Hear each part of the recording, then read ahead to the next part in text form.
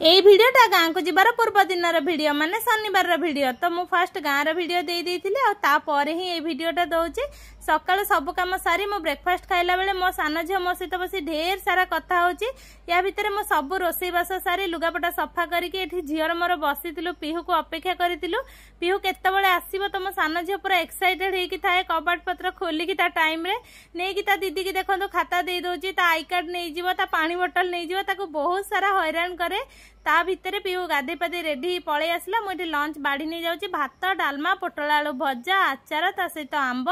खाई पी सारा पर टिके मीठा बुंदी आ दही ता पापा आनी तो आम ये टिके खाई नहीं जाऊँ मत बहुत पसंद तापर आमे माने रेडी होकी बाहरी गलु अनुगुल कारण मते काली गाँ को जीवार अच्छी तो किछिटा जिनस मते घर पई नबार अच्छी सेति आसी फास्ट स्मार्ट स्टोर रे पहुंची गलु तो ये मो छुआ मानक पई किछिटा जिनस मु किनी आनली तापर ये मुढ़ी मसला टिके खाइलु मते बहुत भल लागे तापर ये आइसक्रीम टिके खाइकरी आमे डिनर नेइकरी ही घर को पळे आस्तेलु तो आज आनीथिलु आमे छत्तू मसला चना मसला रुटी ता सहित छेनापोड़ मो मन तो बहुत खुशी गला जो फल भी आनीथिले ताको सजेकी रखी नेली वीडियो भल लागितिले निहाती लाइक करी।